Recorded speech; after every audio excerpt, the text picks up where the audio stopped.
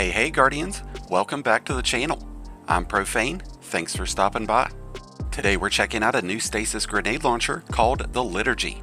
This is one of the new seasonal weapons available in the first act of Revenant, and it's a monster of a grenade launcher with some crazy trait combinations that make this an absolute must-have for any player.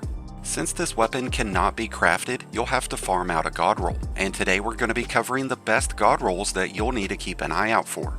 To get the Liturgy, you don't need to practice a new form of religion. You just simply need to complete bounties through Ido or complete the new Onslaught Salvation, with increased drop chances out of the Expert mode.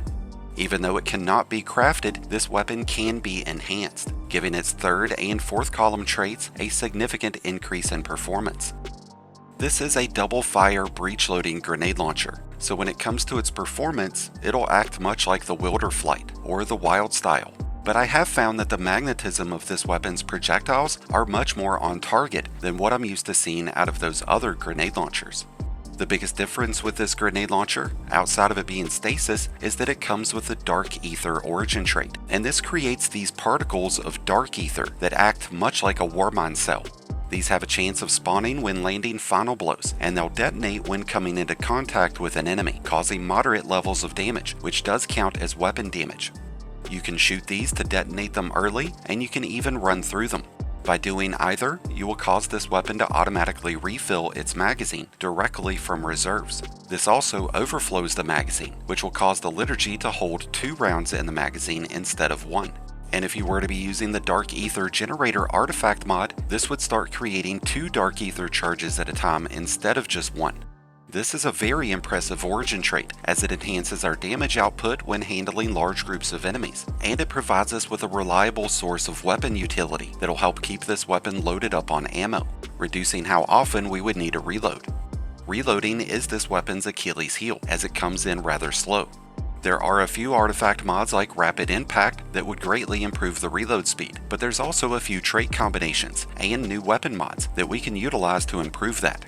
The new Tactical Weapon mod would increase this weapon's reload speed by 6 points, and if we were to also have a Reload Masterwork, we could drop that overall reload time down from 2.7 seconds to 2.5. But there's also another new mod available called Stun Loader, which would automatically refill this weapon from reserves whenever stunning a champion, which would be a really great benefit when taking this into encounters that include champions.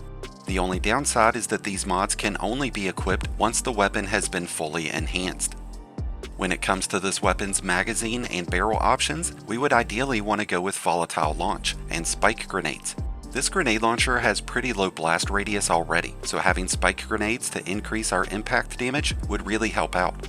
Another really nice alternative option would be disorienting grenades, which would cause nearby enemies to be temporarily disoriented, and that could really come in handy against aggressive enemies. Moving over to our third and fourth column traits, we have quite a few standout options that will really improve the performance of this grenade launcher. In the third column, we have Slideways, which would refill this weapon's magazine just by sliding, completely removing the issue of slow reload speed. But we also have Envious Arsenal, and what this does is it reloads this weapon from reserves after dealing damage with both of your other weapons. If you're running weapons that rely on damage bonuses like Bait and Switch, then this would be the perfect trait to use, as it would almost completely negate the need to ever reload. The Liturgy also offers the Rhyme Stealer trait, and that's going to provide us with Frost Armor whenever we break a Stasis Crystal or Frozen enemy with this weapon. Frost Armor provides a bonus in damage resistance, which could certainly give you a tremendous boost in survivability. But the caveat to that is that you only get 1 stack of Frost Armor with each instance, so even if you destroy multiple crystals or frozen enemies at the same time, you're only getting 1 stack of Frost Armor, which is only going to provide 4.5% bonus damage resistance.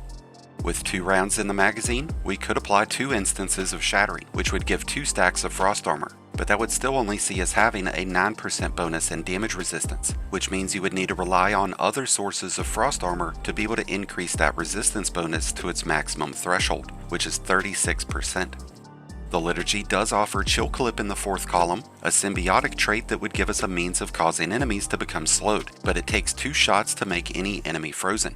The enemy has to be frozen for frost armor to activate, which means more often than not, if you're facing up against low-ranking enemies, you're going to end up killing them before they have a chance to freeze, which means this trait is not going to activate nearly as much as you would like. As appealing as it might seem, I find the Rhyme Stealer trait to be much less beneficial on this weapon, and we would find stronger synergy from having third column traits that removes our need to reload. With that said, let's move on over to our fourth column traits. Outside of Chill Clip, we have options of One for All, which would give us a nice damage bonus of 35% after striking 3 enemies. There's also Chain Reaction, which is a great trait to have for optimal crowd control, but it is a trait that I find to be much more beneficial on wave frame grenade launchers.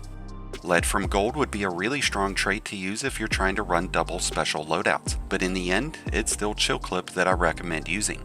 You can slow and freeze enemies, which makes this effective against large groups of enemies, overload champions, and unstoppable champions. And since you'll have up to 2 rounds in the magazine, you'll be much more effective at spreading slow and freezing effects across the battlefield. By using Chill Clip, we can take advantage of the Facet of Courage Prismatic Fragment, which grants light-based abilities increased damage against slowed and frozen enemies.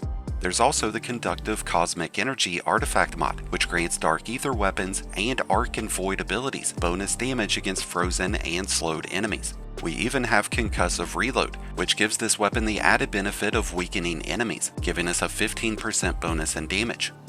For general gameplay, I find Slide Shot with Chill Clip to be a better option, since all you gotta do to reload the weapon is slide.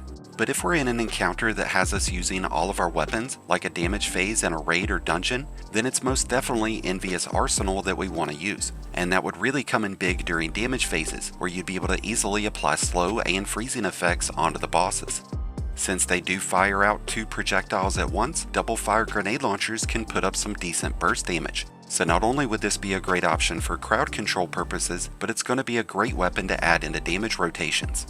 With that said, that brings us to an end of today's review on the Liturgy Stasis Grenade Launcher and the best PVE God Rolls that you need to keep an eye out for.